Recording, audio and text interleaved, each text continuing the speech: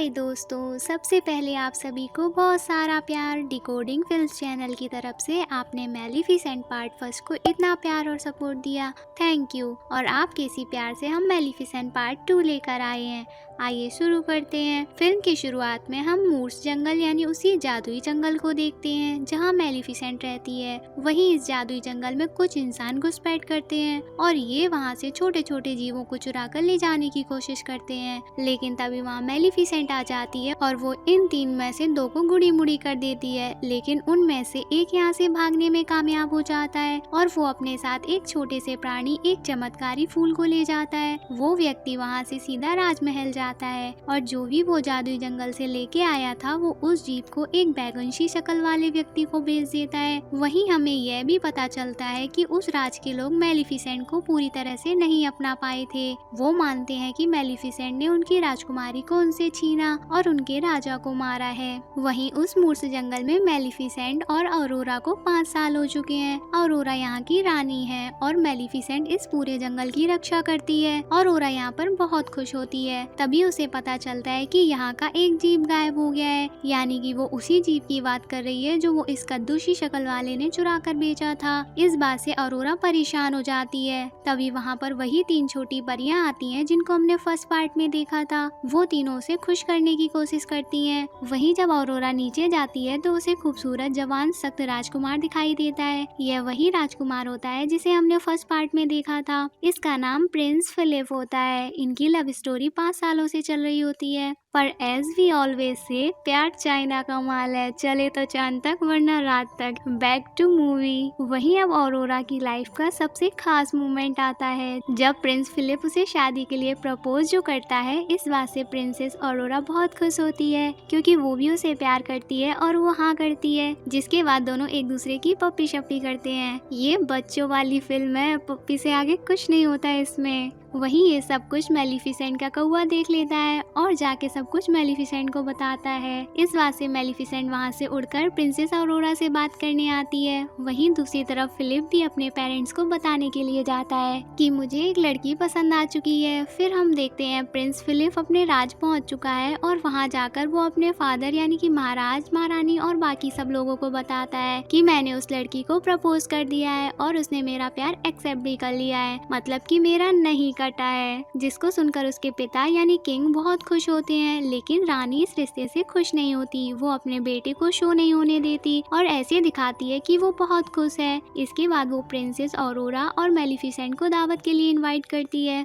वहीं दूसरी तरफ ये दिखाते हैं कि मैलिफिसेंट ये बिल्कुल भी नहीं चाहती थी कि वो राजकुमार फिलिप से शादी करे, क्योंकि वो इंसान है और मैलिफिसेंट को ऐसा लगता है कि इंसान हमेशा धोखा देते हैं, क्योंकि उसको भी एक इंसान ने यानी अरोरा के पिता ने धोखा देकर उसके पंख काट लिए। और वहीं अरोरा कहती है कि आपको मेरी खुशी के लिए ऐसा करना पड़ेगा और आज रात को हम महल में छोले पूड़ी खाने के लिए जाएंगे। वहीं मैलिफिसेंट ना चाहते हुए भी उसके साथ चली जाती है और वहाँ पर फिलिप के पिता यानी किंग उनका वेलकम करते हैं। वो इस बात से खुश होते हैं। वहीं फिलिप की माँ झूठा नाटक करके खुशी जाहिर करती है, लेकिन वो अंदर ही अंदर मैलिफिसेंट से बहुत नफरत करती है। यही मैं करती हूँ जब बुआ घर पर आती है। फिर जब सभी दबा के छोले पूड़ी खाने बैठते हैं तो फिलिप की माँ यानी क्वीन जानबूझकर ऐसी बातें करती है जिससे मैलिफिसेंट को गुस्सा आए। वो अरोरा के पिता स्टीफन के बारे में बात करती है और साथ ही साथ उसे श्राप के बारे में जो भी मैलिफिसेंट ने अरोरा को जन्म के समय दिया था। वही मैलिफिसेंट कहती है कि मूर्स जंगल से हमारे जीव परियां गायब हो रही हैं, उन्हें कोई चुरा रहा है। वही महाराज कहते हैं कि कोई परियां क्यों चुराएगा, महाराज होते हैं चोमू, तो उन्हें पता ही नहीं होता। तभी महाराज का मंत्री कहता है कि मूर्स जंगल से हमें हमारे 2 लोगों की डेड बॉडी मिली है। असल में महारानी किसी भी तरह से मैलिफिसेंट को भड़काना चाहती हैं और वो ऐसा करने में काफी हद तक कामयाब भी हो जाती हैं। तभी महारानी कहती है अरोरा को अब अपने लोग मिलेंगे क्योंकि मैलिफिसेंट इंसान नहीं है। इस बात से उसे गुस्सा आ जाता है। वही महारानी मैलिफिसेंट को ताना देते हुए कहती हैं कि मेरी जीवन में हमेशा से एक बेटी की कमी थी और अरोरा के आने से वो कमी हमेशा के लिए पूरी हो जाएगी और उसे उसकी असली माँ की तरह प्यार मिलेगा। इस बात से मैलिफिसेंट बहुत गुस्से में आ जाती है और वो खड़ी हो जाती है और गुस्से की वजह से ग्रीनिश कलर की हो जाती है और दंगा करने के फॉर्म में आ जाती है। यह देखकर राजा के सिपाही उस पर आक्रमण करने की कोशिश करते हैं, हैं, लेकिन मेलिफिसेंट बहुत पावरफुल होती है और वो उन सब सैनिकों की बत्ती बुझा देती है। तभी मेलिफिसेंट कहती है कि कोई रिश्ता नहीं होगा, ना ही कोई शादी होगी। तभी महारानी नाटकबाजी करते हुए किंग के पीछे छिप जाती है। अगले ही पल चोमू महाराज की भी बत्ती बुझ जाती है। महारानी राजा को देखकर कहती है कि यह तो श्राप है, मेलिफिसेंट ने महाराज को श्राप दिया है। तभी ऑरोरा कहती है कि आपने ये क्या किया। मेलिफिसेंट कहती है कि मैंने कोई श्राप नहीं दिया, घर चलो।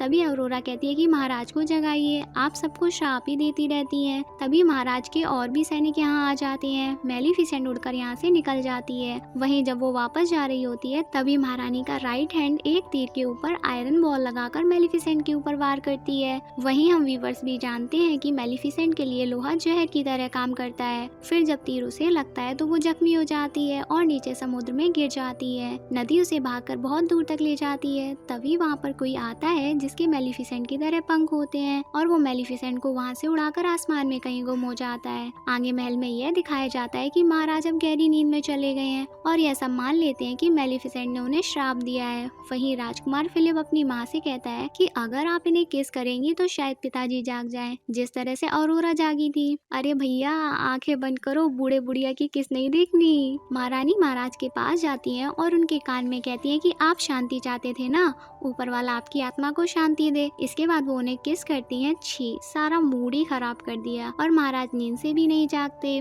इसके बाद ऑरोरा वहाँ से निकलकर मूर्स जंगल में वापस आ जाती है क्योंकि वो मेलिफिसेंट को वापस से महल लेके जाना चाहती है, लेकिन मेलिफिसेंट वहाँ नहीं होती। वहीं दूसरी ओर जब मेलिफिसेंट को होश आता है तो वो देखती है उसके चारों तरफ उसी के जैसे कई और लोग हैं। मेलिफिसेंट को इसके बारे में पता ही नहीं होता और मेलिफिसेंट की जिसने जान बचाई होती है उसका नाम होता है कोनल। वहीं कोनल मेलिफिसेंट को बताता है कि तुम हम में से एक हो और हम लोग यहाँ छिप कर रहते हैं क्योंकि इंसानों ने हमारा शिकार किया। एक वक्त था जब हम धरती के कोने कोने में रहते थे, फिर इंसानों की आबादी बढ़ना शुरू हो गई और उन्होंने हमारा शिकार करना शुरू कर दिया और अब हम जितने भी बचे हैं हम सब इन्हीं गुफाओं में इंसानों से छिप कर रहते हैं। इसके बाद वो उसे एक जगह ले जाते हैं और वहाँ पर वो उसे एक बहुत बड़े पंछी का कंकाल दिखाते हैं जो फिनिक्स का होता है, जो इन सभी के लिए भगवान होता है। वो मेलिफिसेंट को बताता है हम लोगों की शुरुआत इसी पंछी से हुई थी और तुम इस पंछी की आखिरी वंशज हो, तुम इसकी आखिरी निशानी हो और तुम्हारे जैसा कोई भी नहीं है। वो कहता है कि तुमने एक इंसान यानी ऑरोरा को पालकर एक बहुत ही अलग काम किया है, तुमने उसे अपनी बेटी माना। हम भी इंसानों के साथ अमन चाहते हैं ताकि हमारी भी प्रजाति बची रहे। वही मेलिफिसेंट कहती है कि मेरी कोई बेटी नहीं है। तभी कोनल उसे कहता है कि अगर तुम्हें फिनिक्स की सारी शक्तियाँ चाहिए तो तुम ऑरोरा को दिल से माफ कर दो, तुमने उसे अपनी पूरी जिंदगी भर प्यार किया और अगर तुम अब इसे माफ करती हो तो तुम दुनिया की सबसे पावरफुल परी बन जाओगी और फिनिक्स की सारी शक्तियाँ तुम्हें मिल जाएंगी। इस बात पर मेलिफिसेंट कहती है कि नहीं, मैं उसे माफ नहीं कर सकती, मैंने उसे हमेशा प्यार किया है लेकिन उसने मुझे धोखा दिया। तभी वहाँ पर एक व्यक्ति आता है जिसका नाम बोरा होता है। वो बताता है कि आज से 3 दिन बाद राजकुमार फिलिप और ऑरोरा की शादी है और यह सही मौका है जब हम उन पे हमला कर सकते हैं। वही महल में यह दिखाया जाता है कि रानी कुछ एक्सपेरिमेंट करवा रही होती है, इसलिए शुरुआत में छोटे छोटे जीव को पकड़ कर लाया गया होता है। वो इसी एक्सपेरिमेंट के लिए लाए जाते हैं और यहाँ पर जो एक्सपेरिमेंट कर रहा होता है वो रानी को बताता है कि मैं अपने मकसद में लगभग कामयाब हो गया हूँ। वो बताता है कि मैंने एक ऐसा पाउडर बनाया है जो परियों को मार सकता है, लेकिन हमारे पास बस एक चीज की कमी है, वो है मूर्स जंगल के अनमोल फूल। वहीं रात में रानी अपने लोगों को मूर्स जंगल भेजती है और वहाँ से वो सारे अनमोल फूल तोड़ लाते हैं और जब मेलिफिसेंट को इसका एहसास होता है तो वो मूर्स जंगल वापस आती है तो उसे वहाँ कोई नहीं दिखता, लेकिन यहाँ पर रानी के लोग छिपे होते हैं और वो लोहे की गोलियां से मेलिफिसेंट पर वार करते हैं, लेकिन इससे पहले वो उसे लगती उसके आगे कोनल आ जाता है जिससे कोनल बुरी तरह से जख्मी हो जाता है। इस बात से मेलिफिसेंट को बहुत गुस्सा आता है।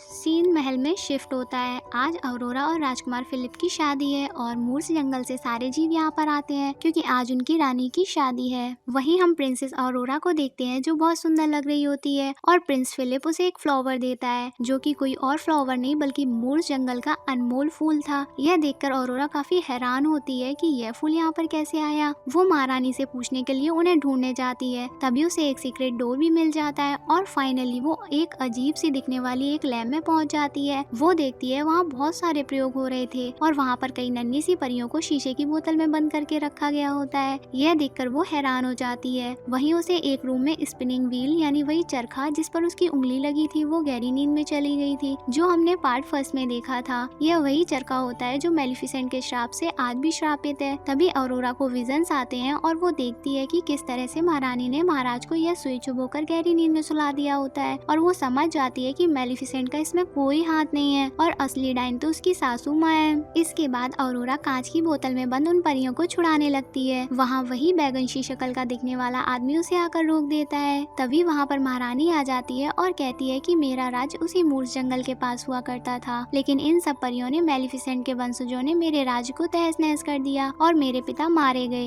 लेकिन जब मेरा भाई था वहाँ शांति स्थापित करने के लिए, तो उस मूर्छ जंगल के जीवों ने मेरे भाई को भी मार दिया, और जब मैं अकेली बच गई तो मुझे मजबूरी में किंग से शादी करनी पड़ी और मैं उनसे प्यार नहीं करती। वहीं महारानी कहती है कि मैं तुम सबसे बदला लेके रहूंगी। इसके बाद वो अपने सैनिकों को आदेश देती है कि प्रिंसेस ऑरोरा को एक कमरे में बंद कर दिया जाए। सैनिक ऐसा ही करते हैं। इसके बाद मूर्छ जंगल से आए सभी जीवों और परियों को भी एक रूम में बंद कर दिया जाता है और फिर उनपे वही पाउडर स्प्रे कर दिया जाता है जो कि उसी आदमी ने तैयार किया था। इस वजह से सारे जीव और परियां कमजोर होने लगते हैं, वो धीरे धीरे मरने लगते हैं। आगे जिस रूम में ऑरोरा होती है वहाँ उसका वेडिंग ड्रेस होता है और वो उसे फाड़कर एक रस्सी में बदल लेती है और महल से नीचे जाने की कोशिश करती है, लेकिन तभी वहाँ सैनिक आते हैं और ऑरोरा उन्हें चकमा देकर वहाँ से निकल जाती है। वहीं ये दिखाते हैं कि मेलिफिसेंट का कौवा जो इंसानी रूप में होता है वे छिप छिप कर महल के अंदर आ जाता है। वहीं दूसरी तरफ हम दो चोमू को देखते हैं जो पूरी फिल्म में किसी काम के नहीं है, उन्हें कुछ पता नहीं चलता, महाराजा और राजकुमार। वहीं यह दिखाते हैं कि बोरा के साथी इनके महल की तरफ आ रहे होते हैं और रानी भी जंग की तैयारी कर चुकी होती है। रानी अपने लोगों से इन पर वही पाउडर से बने बम फेंकने का आदेश देती है और परियों की मौत हो जाती है। दूसरी तरफ बोरा और उसके साथी भी इन पर अटैक कर रहे होते हैं। वहीं यह भी दिखाते हैं कि प्रिंसेस ऑरोरा मौका पाकर उसी ड्रेस से लटकते हुए नीचे आ जाती है और किंग के रूम में छलांग लगा देती है। उस रूम में फिलिप भी होता है। इसके बाद ऑरोरा राजकुमार फिलिप को बता देती है कि यह कोई शादी नहीं है, बल्कि आपकी मम्मी ने मूर्छ जंगल के वासियों और मेलिफिसेंट को मारने की साजिश रची है ताकि वो मूर्छ यानी वही जादुई जंगल पर कब्जा कर सके।